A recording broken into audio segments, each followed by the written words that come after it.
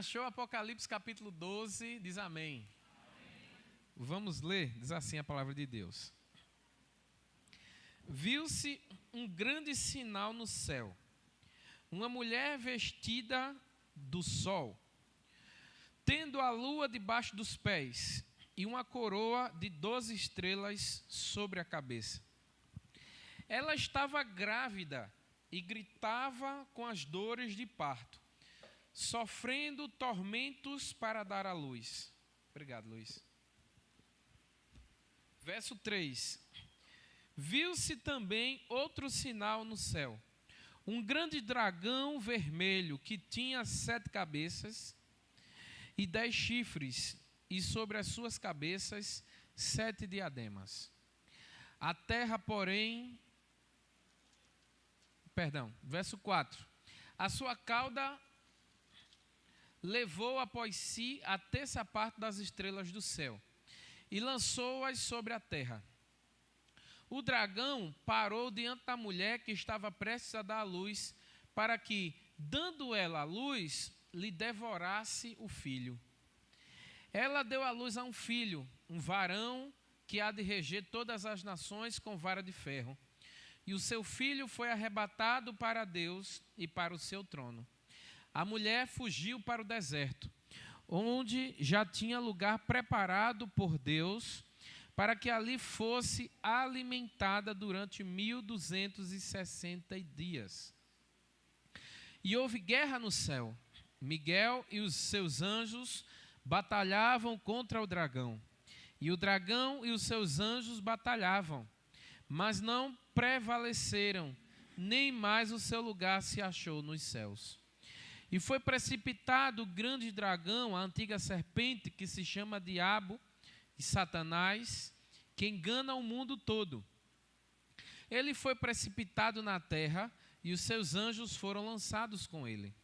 Então ouvi uma grande voz no céu que dizia: agora é chegada a salvação, a força, o reino do nosso Deus e o poder do seu Cristo, pois já o acusador de nossos irmãos fora lançado fora, o qual diante do nosso Deus os acusava de dia e de noite. Verso 11. Eles o venceram pelo sangue do Cordeiro e pela palavra do seu testemunho. Não amaram as suas vidas até a morte. Pelo que alegrai-vos, ó céus, e vós que neles habitais. Ai dos que habitam na terra e no mar, porque o diabo desceu a vós, e tem grande ira, sabendo que pouco tempo lhe resta. Quando o dragão se viu lançado na terra, perseguiu a mulher que dará à luz ao seu filho varão. E foram dadas à mulher as 2 asas, de grande águia, para que voasse pelo deserto, até o deserto, ao seu lugar, onde é sustentada por um tempo, tempos e metade de um tempo, fora da vista da serpente. Então a serpente lançou a sua boca atrás da mulher, água como um rio, a fim de fazer com que ela fosse arrebatada pela corrente. A terra, porém, ajudou a mulher, abrindo a sua boca e engolindo o rio que o dragão lançara da sua boca. Então o dragão irou-se contra a mulher e foi fazer guerra aos demais filhos dela, a qual guardam o mandamento de Deus e mantém o testemunho de Jesus. E o dragão parou sobre a areia do mar. Amém, meus irmãos? Vamos orar nesse momento? Pai, nós entramos mais uma vez, Senhor, na Tua presença através da oração. Ó Deus, te pedimos que o Senhor traga luz, que o Senhor traga clareza, que o Senhor traga revelação para que possamos entender qual é a boa, perfeita e a vontade que vem de Ti. Te oramos por Teu Filho Jesus. Amém e amém.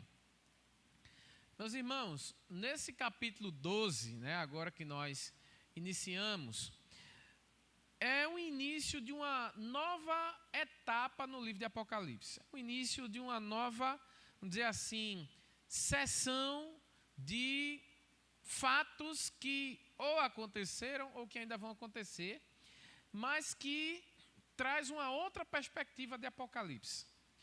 Do capítulo 1 até o capítulo 11, nós vimos uma perspectiva de Apocalipse falando da perseguição da igreja. Mas a perseguição da igreja por meio do mundo, por meio daquelas pessoas que não quiseram aceitar a graça, não quiseram aceitar o evangelho e ainda assim perseguem a igreja, influenciados pelo inimigo. Essa é uma visão. A gente vai ver isso nos 7 selos, a gente vai ver isso nos 7 candeeiros, a gente vai ver isso nas 7 trombetas, né? A perseguição que a igreja tem e também o triunfo da igreja, né? Aquela igreja que se mantém fiel, aquela igreja que se mantém de pé diante das perseguições. Mas agora, a partir do capítulo 12, a gente vai ter uma outra visão de perseguição, que é uma perseguição mais clara do inimigo. É uma perseguição onde o inimigo ele se coloca mais presente na história. Onde Satanás ele se posiciona de forma mais clara a perseguir a igreja. Os irmãos estão entendendo? E nesse capítulo 12, agora aparece uma figura que é a figura do dragão. Além da figura do dragão, aparece uma outra figura que é a figura da mulher. E essa mulher, ela está em uma condição. A gente vai ver que condição é essa. Então, a partir de agora, nós vamos ver dragão, nós vamos ver anticristo, nós vamos ver falsa testemunha, nós vamos ver antiga Babilônia. Então, são representações que o inimigo vai se utilizar para perseguir a igreja e destruir a igreja do Senhor. Mas louvado seja Deus que em nenhum momento ele é vitorioso. Todos os momentos Satanás só se levanta para cair, porque ele já é derrotado. Ele é derrotado desde o início e a igreja do Senhor está aqui. Mesmo diante de perseguição, a igreja permanece de pé. Amém? Então, meus irmãos, volte aí para o versículo 1 e nós vamos trabalhar versículo por versículo à medida que o tempo nos ajudar. No versículo 1, João vai dizer que viu um grande sinal no céu, uma mulher vestida do sol, tendo a lua debaixo dos pés e uma coroa de 12 estrelas sobre a cabeça. Ela estava grávida e gritava com dores de parto, sofrendo tormentos para dar à luz. Então, versículo 1 e verso 2, João vai ter uma visão. E essa visão agora é de uma mulher. E essa mulher é uma mulher diferenciada, porque ela está vestida com o quê? Ela está vestida com o sol. Debaixo dos seus pés está o quê? A lua, debaixo dos seus pés. Na sua cabeça tem uma coroa, né? Com o quê? 12 estrelas. Então, essa mulher, o que representa? Quem é essa mulher tão, vamos dizer assim, cheia de glória? Porque João, quando vai descrever com uma figura de linguagem dizendo que ela estava vestida do sol. Alguém consegue ser vestido do sol? Não. Ninguém consegue nem passar um minuto olhando para ele. Vai se queimar. Mas então, João se utiliza de uma figura de linguagem chamado uma hipérbole, né? É uma visão hiperbólica, né? Uma visão, é um exagero. O que ele está fazendo aqui? É um exagero desenfreado. Ninguém consegue se vestir do sol, é um exagero. Mas o que ele está tentando dizer? Aquela mulher brilhava. O sol brilha, não é isso? A luz do sol resplandecia, ela trazia com ela uma luz, né? de forma a ser comparada com o sol. Então, a ideia aqui é que esse sol representa, né, a glória, representa o poder, representa a força. Ao mesmo tempo, João vai dizer que embaixo dos seus pés está a lua. Então, aqui é mais uma vez uma figura simbológica, representando poder.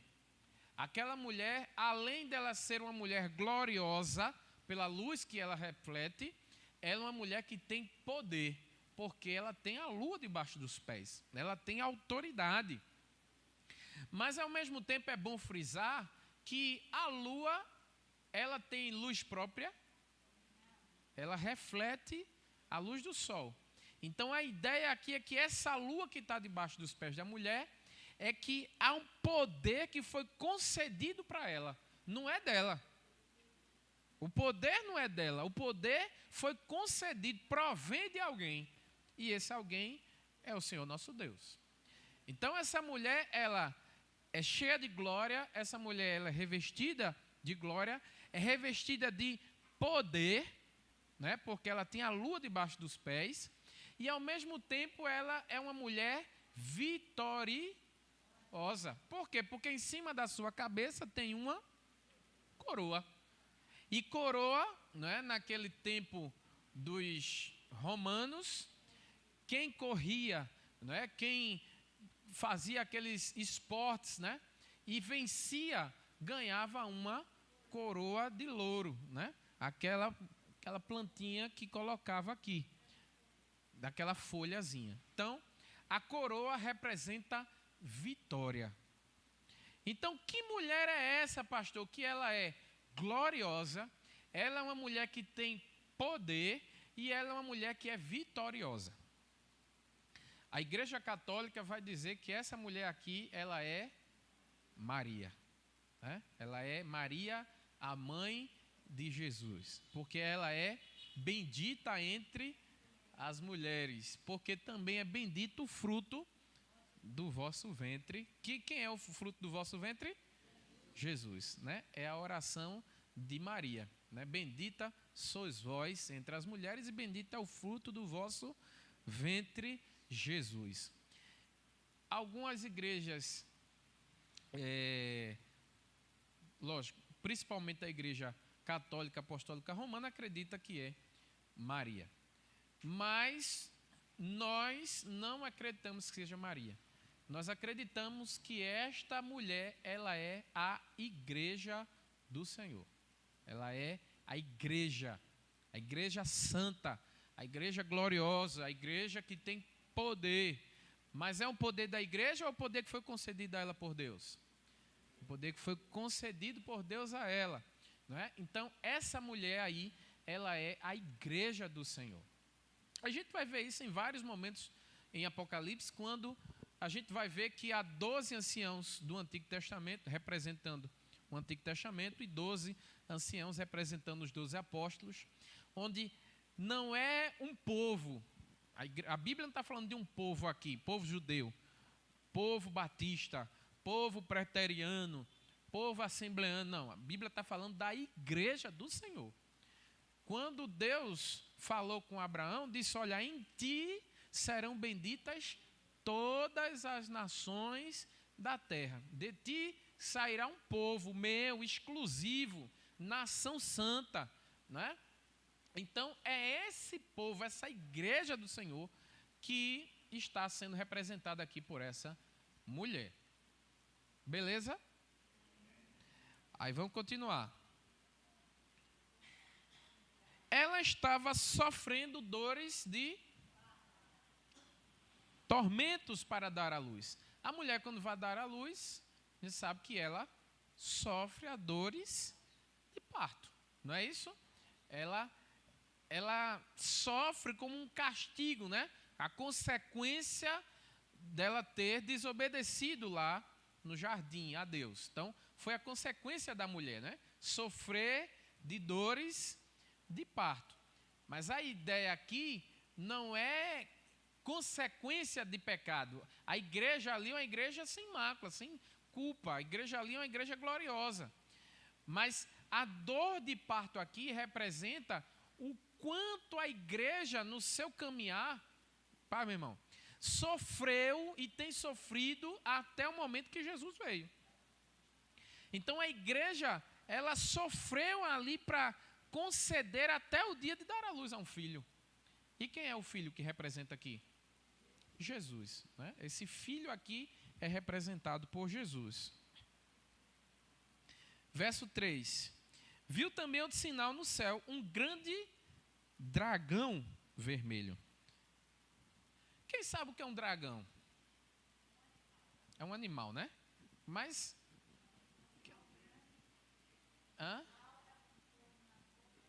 cospe fogo, né? Tem dragão que cospe fogo e tal. Mas, na verdade, né, o dragão... Vamos imaginar um dragão como uma serpente que tem asa. Vamos imaginar um dragão como um tipo de serpente que tem asa. Ela não só tem asa, mas como ela também tem garras, né? Tem garras, tem pata. Por que eu estou dizendo isso? Porque há estudos que mostram que a serpente, ela tinha patas. Não tinha? Qual foi o castigo para a serpente? Rastejar. Não é? Não entendi, irmão Benha.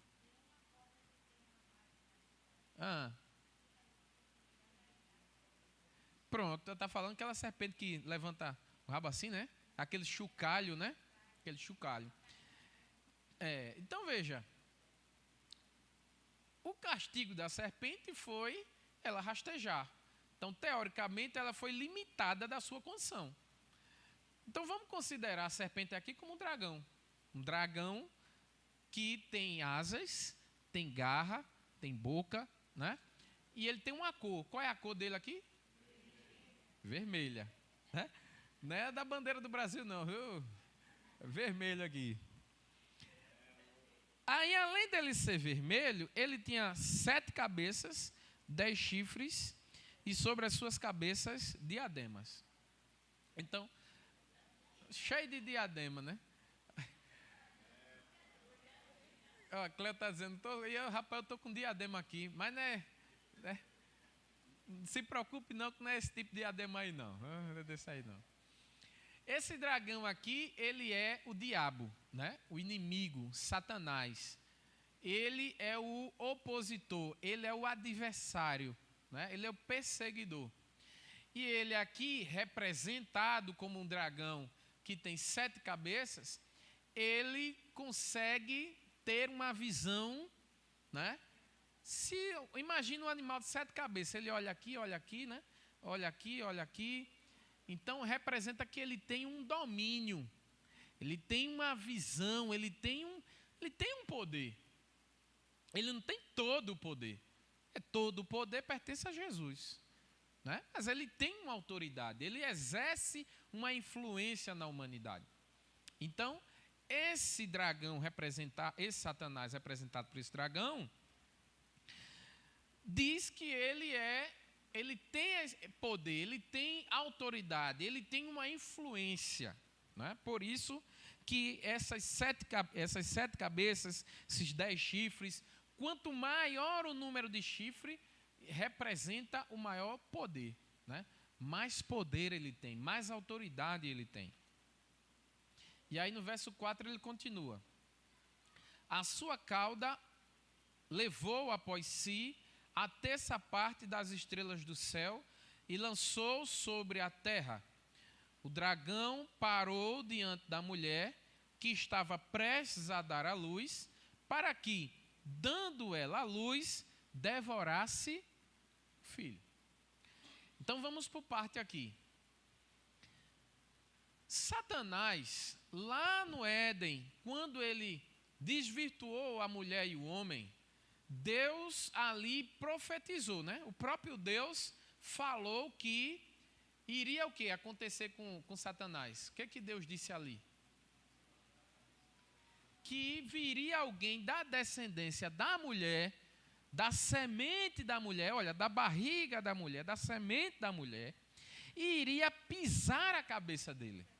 Iria vencer Satanás. Deus está profetizando. Então, Satanás, sabendo disso, o que ele tinha que fazer? O que ele faz? Perseguir aquele que é da descendência da mulher. Concorda? Se ele sabe que aquele que vai pisar a cabeça dele é aquele que vem da descendência da mulher, da semente da mulher, do fruto da mulher, ele vai perseguir aquele filho. Entende? Então, João está nos lembrando aqui o fato de que Deus profetizou contra Satanás, dizendo que Satanás iria ser esmagado pela semente da mulher. Por isso que ele vai dizer, olha, ele estava ali na frente da mulher, esperando aquela mulher dar a luz, para que quando a mulher desse a luz, ele o quê? Devorasse o filho. Então, ele está dizendo aqui a ideia de que Satanás, durante todo o período da humanidade, buscou saber quem era esse que iria esmagar a sua cabeça. Logo, ele estava sempre pronto para destruí-lo. Os irmãos vão lembrar que lá no deserto, lá no Egito, o que Faraó mandou matar? Porque o povo estava crescendo demais. Crianças, não foi? Porque os homens, né, as crianças ali, porque na mente dele, aquele povo estava crescendo muito e iria poder se voltar contra o povo egípcio. Mas, na verdade, Satanás estava incitando ali, porque ele sabia que talvez dali vinha um libertador. E realmente veio um libertador, né? Quem foi o libertador que veio ali? Moisés, né? Aí Deus guardou não passou pela morte. Deus guardou Moisés para ser instrumento de libertação na vida do povo. Lá na frente a gente vai ver inúmeras situações onde Satanás mata crianças. Por exemplo, quer ver um exemplo? Existia um deus pagão, pseudo-deus, né? Pagão na história, chamado Moloque, né? Moloque. E aí, qual era o sacrifício para Moloque? Matar crianças, matar bebês. As mães pegavam os bebês machos e jogavam dentro de um negócio de fogo lá, em sacrifício a esse Deus. Satanás, mais uma vez, tentando matar a linhagem, não é? E aí, passa-se o tempo, ouve-se falar que nasceu um libertador, o Salvador.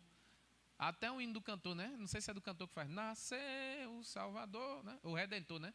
Nasceu o Redentor, o Eterno, né? Aí o que Satanás fez? Mandou Herodes matar as crianças. Ó, influência. Ó, vamos matar as crianças aí, porque vai vir o Messias, vai vir o cara que vai esmagar a cabeça de Satanás. E Deus fez o quê? Mandou a mãe, o pai, né, José, Maria e Jesus, ainda criança, fugir para o Egito, né, para que depois que passasse aquele massacre, passasse aquela geração, eles pudessem voltar e o plano de salvação de Deus fosse prosseguido. Então os irmãos estão entendendo que Satanás, durante toda a criação, ele quis destruir o projeto de Deus, que era impedir a vinda do Messias? Mas louvado seja Deus, porque os planos de Deus não podem ser frustrados, né? Jesus veio, cresceu, e ele ali com pouco tempo, né, procuraram ele disse, por que você está me procurando? Eu estava na casa de meu pai, né? Abriu o pergaminho e disse, olha, o Espírito de Deus, o Espírito do Senhor está sobre mim, porque me ungiu para libertar, para salvar e para proclamar o ano aceitável do Senhor.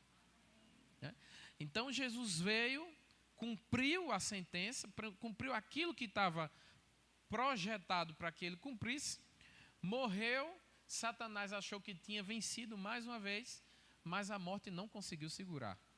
Jesus ressuscitou e está reinando à direita de Deus. E aí o apóstolo Paulo vai dizer em Coríntios que importa que ele reine até que tenha posto todos os seus inimigos debaixo dos seus pés. E aí quando ele colocar todos os inimigos debaixo dos seus pés, ele vai entregar o reino ao Pai, para que Deus seja tudo em todos. Então, veja, é esse o conceito. Veja que conceito lindo João está trazendo aqui. E ele continua. Tranquilo aqui, meus irmãos? Pergunta, Eduardo. Terça parte das estrelas, né? A gente vai falar bem também sobre isso agora um pouco mais à frente. Mas essa terça parte das estrelas representa aquela mesma fala de Ezequiel. Acho que foi Ezequiel, né? Que falou que ele levou, né? Ele derrubou a terça parte das estrelas dos céus. Então, Satanás, quando se rebelou lá no céu, Satanás era um anjo, não é, de luz. Então, quando ele se rebelou, não é, Deus expulsou ele. Mas ele não apenas se rebelou, ele contaminou outros anjos. Então, quando ele caiu também com milhares, centenas de milhares. Ele levou muitos anjos junto com ele. Então, quem está do lado de Lúcifer, vai embora com ele também. Então, eles foram expulsos. Por isso, a ideia aí de que a cauda da serpente arrastou 1/3 das estrelas do céu. Então, Satanás, quando ele caiu, não é, ele levou com ele muitos anjos do Senhor.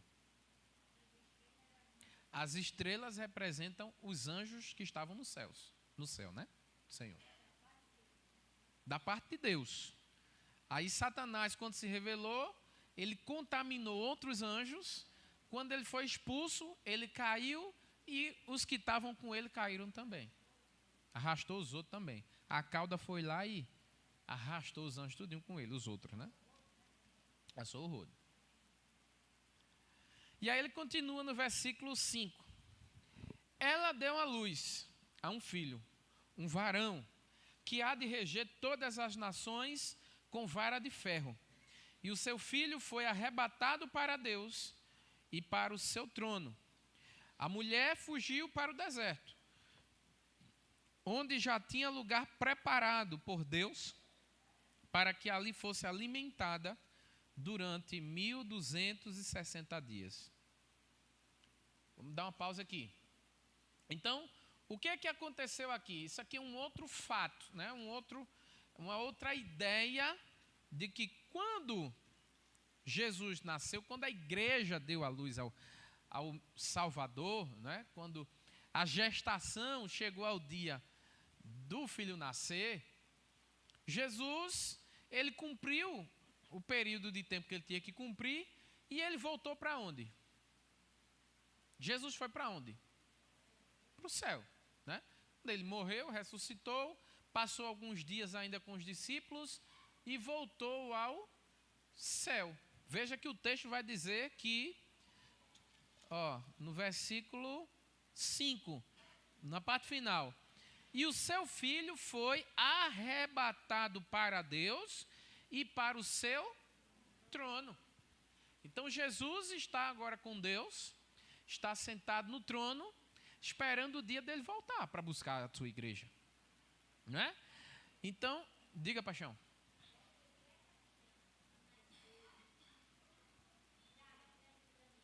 Exatamente isso. Essa criança que nasceu aqui, ela representa Jesus, né? E a mulher representa quem, paixão? Maria? Não. A mulher representa a igreja. Vou perguntar de novo depois, viu? Não esqueça não. A mulher representa a igreja e a criança representa quem, paixão? Jesus. O dragão é quem? O dragão é quem? Satanás, né? Como a Benia disse aqui. O dragão é Satanás, o diabo. E aí, vamos lá. Porque Jesus foi para o céu, né? Voltou ao céu. E o que aconteceu com a mulher? O texto vai dizer aí no verso 6. O que aconteceu com a mulher? Foi para o deserto.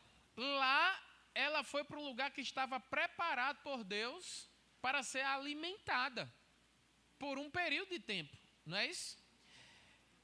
Mas me diga, o deserto é um lugar bom? Não é lugar bom. O deserto é um lugar que não tem água. O deserto é um lugar que não tem planta. O deserto é um lugar que só tem animais peçonhentos, serpentes, sol escaldante, areia, tempestade de areia, não é? Então, a mulher, ela foi colocada num lugar que não é fácil. É o mundo. A mulher está no mundo.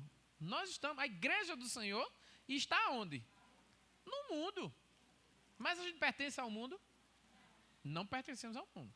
Além disso, além de estarmos no mundo, e o mundo é um lugar difícil, é um lugar de perseguição, é um lugar de serpentes peçonhentas, né? É um lugar perigoso, mas o texto está dizendo que Deus está alimentando a sua igreja. O que o texto está dizendo? Que Deus está cuidando de nós, que Deus está nos protegendo. Deus está colocando sobre nós uma tenda para que o sol não nos alcance. Deus está cuidando da igreja dele. A igreja não está num lugar deserto sozinha. A igreja está sendo cuidada por Deus. Amém, meus irmãos? E aí o texto continua. Aí você pode perguntar, pastor, 1260 dias. Uma figura de linguagem, né? Representa o período de tempo em que a igreja permanecerá no mundo. Período que a igreja vai estar aqui sujeita às perseguições. Jesus disse, no mundo tereis aflições. Então, o período de tempo em que Jesus voltar, enquanto Jesus não voltar para nos buscar, é o período de tempo que nós estaremos no deserto. Há uma música linda, acho que é Ministério Zoe, que vai dizer que você me leva ao deserto para falar de amor. Me põe no meio, né? Essa música é linda, que ele vai dizer, olha, você é Deus que nos conduz ao deserto. E lá no deserto ele cuida de nós, ele trata da gente. Meus irmãos, eu vou dar um pause aqui. Se você está passando um momento difícil, um deserto, Deus está com você nesse deserto. É Ele que nos conduz para essa situação que muitas vezes a gente acha que está sem controle. É Deus que nos conduz para vivermos. Mas é ali que Ele quer trabalhar na nossa vida. É ali que Ele quer ter uma experiência íntima com a gente. O próprio Senhor Jesus, Ele vai dizer que Ele foi conduzido pelo Espírito ao deserto. Foi o Espírito Santo que conduziu Jesus para o deserto. Para ser tentado, provado por Satanás. Mas Jesus ali, Ele venceu a tentação. Né? E nós também, no nosso deserto, seremos vitoriosos. Olha aí para quem está perto e diz assim, não importa o deserto, Deus está cuidando de você. Amém. Verso 7. É 7, meu Deus? 7. E houve guerra no céu. Miguel e os seus anjos batalhavam contra o dragão. E o dragão e seus anjos batalhavam. Mas não prevaleceram, nem mais o seu lugar se achou nos céus. E foi precipitado o grande dragão, a antiga serpente, que se chama Diabo e Satanás, que engana o mundo todo. Ele foi precipitado na terra, e os seus anjos foram lançados com ele. Então, viu que eu falei agora há pouco, a pergunta de Eduardo? Então, houve batalha no céu, houve uma guerra no céu, né? Satanás ali querendo, se achando o tal, né? Querendo a glória para si, querendo ser igual a Deus. E o texto vai dizer, acho que é Ezequiel mesmo, que vai dizer que ele queria colocar o seu trono acima do trono de Deus. Ele queria ser A altivez de Satanás chegou a um ponto que ele queria se colocar na posição de Deus.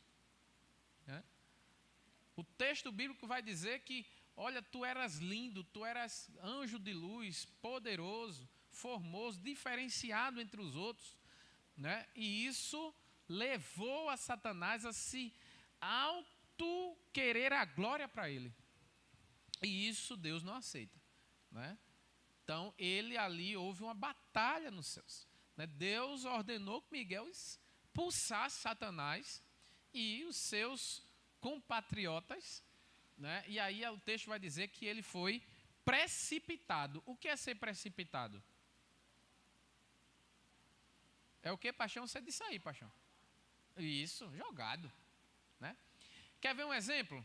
Imagina que tu estás em cima de um prédio, né? Tá bem em cima do prédio, aí tá bem na beiradazinha aqui, aí chega um cara e desce, menino. Aí você foi precipitado, você foi jogado lá embaixo. O cara tá na piscina, né? Aí chega um e vai, aí o cara lá embaixo. Então isso é ser precipitado, você foi jogado para baixo. Então a ideia de que Satanás estava no céu e foi precipitado, ele foi jogado, né, para a terra. Então Satanás foi expulso e jogado na terra junto com seus anjos.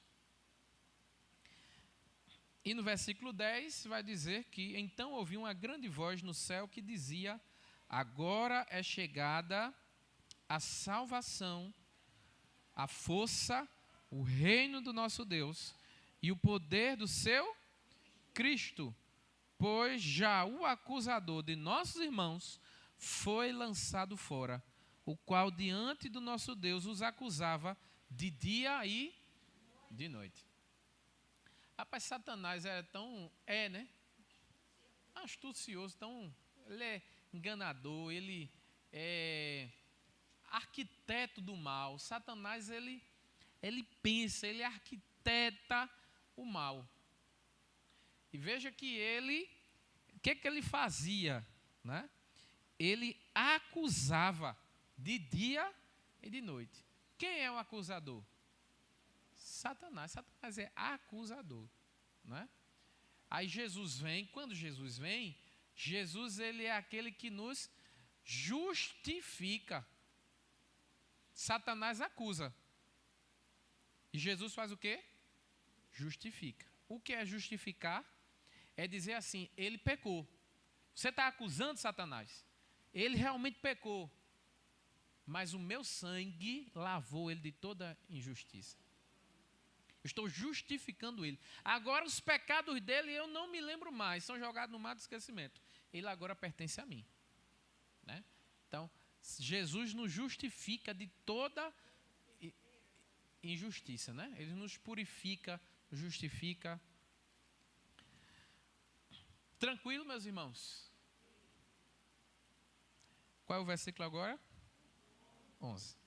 Eles os venceram pelo sangue do Cordeiro e pela palavra do seu testemunho. Não amarraram as suas vidas até a morte. Não amaram as suas vidas até a morte. Isso aqui é interessante, tá, meus irmãos? Muito interessante. Veja que vão dizer, essa voz, né? Não amaram as suas vidas até a... O que aconteceu aqui? Jesus chegava para os discípulos e dizia assim, olha, aquele que perder a sua vida por amor a mim, esse é digno de mim. Esse vai ter uma nova vida ao meu lado. Mas aquele que não quer perder a sua vida, esse não é digno de mim. Entende? Veja, tem pessoas que amam mais a sua vida do que a Jesus. É aquela ideia de que, olha, tem um cara com a arma na cabeça, você nega Jesus, nego, oxe, de todo jeito. Esse aí amou mais a sua vida do que a Jesus. Então, aquele que perder a sua vida, que estiver disposto a negar o mundo, a negar Satanás, negar os seus desejos por amor a Jesus, esse encontrará uma vida eterna ao lado de Jesus. Por isso que João vai dizer, olha, eles não amaram a sua vida até a morte. Verso 12. Pelo qual alegrai-vos, ó céus, e vós que neles habitais. Ai dos que habitam na terra e no mar, porque o diabo desceu a vós, e tem grande ira, sabendo que pouco tempo lhe resta. Está muito autoexplicativo, né? Aqui, veja. O ódio de Satanás, meus irmãos, preste bem atenção nisso. O ódio de Satanás, a ira de Satanás, a cólera de Satanás, não é pela igreja. Você sabe por quem é? Por quem é a ira, o ódio de Satanás? Por quem pode falar mesmo. Se falar errado, a gente está aprendendo aqui. Veja. Quem é que tem poder para esmagar a cabeça dele? Jesus. Então o ódio dele é por quem? Por Jesus. Ele persegue a igreja porque ele sabe que atingindo a igreja, está atingindo Jesus. Quando Jesus teve um encontro com Saulo no caminho de Damasco, que ele estava no cavalo, o que Jesus disse para ele? Saulo, Saulo, por quê? Ele estava perseguindo a igreja ou Jesus? Igreja, mas Jesus disse, olha, você está me perseguindo. Por que você está me perseguindo? Porque se perseguir a igreja, está perseguindo Jesus. Jesus é o Senhor da igreja. Jesus é o Deus, Jesus é o noivo. Então, Satanás persegue a igreja porque ele, na verdade, o ódio dele é contra Jesus. Só que tem um problema. Ele sabe que ele já foi sentenciado. Ele sabe das consequências dele. Jesus já venceu na cruz. Jesus já venceu na cruz. Então ele sabe que a sentença dele já foi decretada. No dia que Jesus voltar, ele vai ser jogado num lago de fogo e de enxofre. Mas a questão aqui, a chave do negócio é, Satanás quer levar pessoas com ele. Então o ódio dele não é contra Fernando. Eu já vi gente dizer assim, pastores dizer assim, rapaz, Satanás tem um ódio por mim. Olha, ele me odeia. Rapaz, Satanás, na verdade, não odeia você. Satanás odeia o Deus que você serve. E se você serve a um Deus, você é fiel, ele, para atingir Jesus, ele vai através de você. Por quê? Porque a igreja do Senhor é a única coisa que liga Jesus ainda está aqui. É a igreja. Entende? Então, o que tiver no alcance dele por esse pouco tempo que ele tem ainda de atuação, e é uma atuação limitada, ele vai fazer de tudo para destruir a igreja. Porque ele sabe que destruindo a igreja, ele atinge Jesus. Mas a igreja está onde? Com Cristo, né? Mas a igreja está e não está sozinha. A igreja está o quê? Sendo cuidada e alimentada Jesus. Aí veja o que ele vai dizer o texto agora. Volte aqui. Versículo 13, veja. Quando o dragão se viu lançado na terra, perseguiu a mulher. Quem é a mulher? A igreja. Perseguiu a mulher, que dara a luz ao varão. E foram dadas às mulheres 2 asas de grande águia para que voasse até o deserto, ao lugar de onde é sustentada por um tempo, 2 tempos e metade de um. Então veja, Satanás quer atingir a igreja. Satanás quer chegar a alcançar a igreja. Mas ele não consegue. Por quê? Porque a igreja está ali, Deus deu asas a ela, para ela voar, para ela ser blindada, para ela ser escondida à sombra do Altíssimo. Podemos passar por problemas, passaremos, mas o Satanás não nos toca. Satanás não chega à tua tenda. Satanás não consegue botar a mão sobre você, porque Deus está cuidando de nós. Quem está entendendo diz amém. Isso tem uma profundidade teológica fantástica. Nós passamos, tem muita gente que diz o seguinte: olha, quando eu fui aceitar Jesus, eu passo mais problema do que quando eu estava no mundo. Tem gente que diz: rapaz, eu tinha uma vida tão tranquila, depois que eu aceitei Jesus, as coisas parecem que está tudo dando errado. Parece que tudo está de cabeça para baixo. Por quê? Porque a partir de agora, a partir do momento que você entrega a sua vida para Jesus, você vive num contexto de fuga. Você vive num contexto de fugir da vista de Satanás. Satanás está irado. Veja que João vai dizer que ele está irado. A serpente está com raiva, tentando nos atingir. Mas nós estamos guardados à sombra do Altíssimo. Amém? Vamos terminar nesses 5 minutos. Então a serpente lançou da sua boca, atrás da mulher, água como um rio, a fim de fazer com que ela fosse arrebatada pela corrente. A terra, porém, ajudou a mulher, abrindo a sua boca e engolindo o rio que o dragão lançara da sua boca. Então o dragão irou-se contra a mulher e foi fazer guerra aos demais filhos dela, os quais guardam o mandamento de Deus e mantêm testemunho de Jesus. E o dragão parou sobre a areia do mar.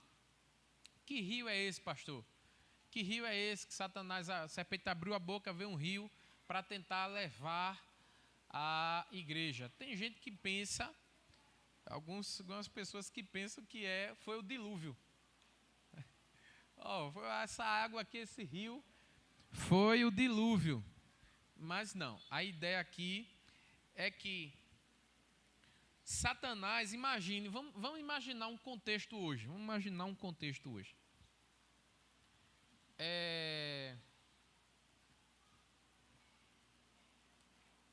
Tem algumas igrejas aí, vamos pegar uma forma bem prática. Tem algumas igrejas aí que, para atrair pessoas, ela bota um mundo dentro da igreja. Não sei se você já parou para pensar. Tem igreja que usa todos os artifícios que o mundo disponibiliza para trazer pessoa para dentro da igreja. Quer ver um exemplo? Período de carnaval. Tem igreja que faz bloco de carnaval. Vamos fazer um bloco de carnaval, Jesus aqui e tal, a gente vai para dentro do Galo da Madrugada e a gente vai ali evangelizar. Tem uma igreja que fez isso esse ano. Aqui, batista da nossa convenção, aqui de Recife. Estava lá dentro do Galo da Madrugada. Só no bebeu água, está com sede, né? Olha a água mineral, e né? Os irmãos lá. De Abadá e tudo mais, estava, né? Tem uma igreja de um grande pastor famoso, que eu não vou dizer o nome, vou dar um exemplo para você saber quem é. Antigamente ele tinha um bigode, depois ele tirou o bigode. Não diga não, rapaz, quer não, né? A igreja dele tem um bloco de carnaval. No carnaval, vai-se embora.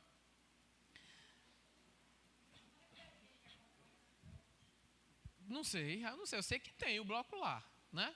O que é que eu estou dizendo com isso? Que tem igreja que abraçou o mundo como uma ferramenta de, olha, vamos levantar a bandeira branca. Tu não me persegue e eu também não vou fazer muita coisa não. Durante a história da igreja, existiram períodos que Satanás se levantou e a igreja esfriou espiritualmente falando. A igreja, ela meio que foi levada pelas ondas das águas do rio e a igreja quase que ia embora com aquela água que Satanás deu. Mas sempre a igreja de Deus, ela acorda e diz assim: ei, eu não vou trocar Jesus pelos pratos de lentilha que o mundo dá.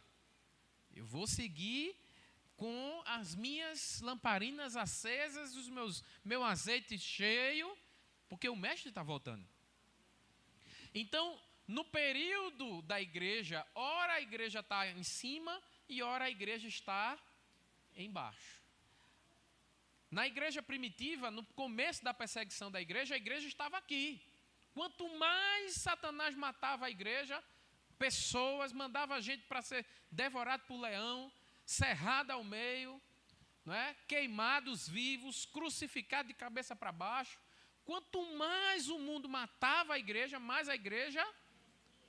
Aí o que Satanás fez? Oxe, eu vou mandar um rio diferente. Tem que mudar a estratégia. Vou fazer a igreja se juntar ao Estado. Se você não pode com eles, junte-se a eles. Aí a igreja se juntou com o Estado. A igreja saiu daqui e aí virou a igreja católica, apostólica, romana. A igreja se juntou com Roma. Aí saiu daqui a igreja, espiritualmente falando, foi um declínio da igreja, né? É a onda, é o mar que Satanás joga para tentar tirar a igreja do prumo, tirar a igreja do deserto que Deus preparou para ela. Mas aí Deus se levanta, né? Levanta homens, mulheres sérias, comprometidas com a palavra, né? E vai dizer: olha, não é por aí. É só por meio de Jesus, é só pela sua palavra. Não é você indo para o trio elétrico, não é você indo para o galo da madrugada, é você pregando a palavra. É você mostrando que Jesus está vivo e vai voltar para buscar a sua igreja. Não é você pintando a parede de preto, não é você botando uma fumaça na igreja. Não é o pastor descendo como se descesse, que nem Xuxa saindo daquela nave espacial, né? Cantando aquela música, o pastor descendo e ali, né? Cheguei, né? Quem só está dizendo que o pastor está gordo? É, uma bobagem. Diga, minha irmã. Não estou lhe ouvindo. Sim.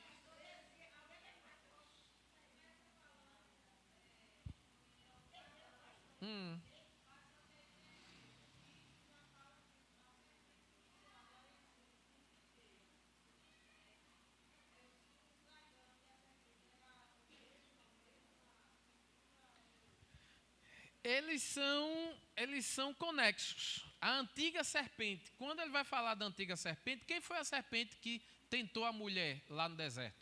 Lá no Éden? O diabo, Satanás, né? Então ele vai se auto-explicar, ele vai dizer o dragão, olha, que é aquela antiga serpente, né? O contexto vai dizer, é diabo, Satanás, o adversário das nossas almas. É por isso que hora ele vai falar dragão, hora ele vai dizer, olha, mas é a antiga serpente, aquela que foi a tentar a mulher lá no Éden. Então, meus irmãos, para a gente resumir a ideia aqui, dessa rio, são situações que a igreja passa nesse período de deserto, onde há um esfriamento da igreja. Mas a gente sabe que a igreja sem mácula, sem mancha, ela permanece de pé. Não tem como derrubar a igreja. Vai sempre se levantar alguém usado por Deus para dizer, olha, você está no caminho errado. Não é por aí, é por aqui. Não é? É por Jesus. Lutero foi um desses. Zwingli foi um desses. Não é? Vários pastores, homens de Deus, mulheres de Deus. Pessoas morreram perseguidas. Pessoas morreram até por próprios amigos de dentro da igreja. Porque estavam dizendo, você está errado. Tinha a coragem de se levantar e dizer, olha, você está errado. Não é assim. Não é por aí. Como é que você quer vender um pedaço de terreno no céu? Como é que você quer vender a salvação? A igreja fazia venda de indulgência. Como é que você quer que a igreja aprenda, que o povo aprenda se a sua missa é feita em latim? Quem é que entende latim? Latindo. Tem latim e tem um latindo. Né? Não, os cachorros, a Bíblia diz que ficaram de fora. Ficaram de fora os cães. Então, mas aí no final do texto vai dizer que a serpente, ela ficou o quê? O dragão ficou o quê? No final do versículo, parou sobre a areia do mar. Né? Então, a serpente parou. Então, o que é isso? A serpente, ela é limitada. Ela não consegue avançar mais. Ela não consegue avançar mais do que ela é permitida para isso. Amém, meus irmãos?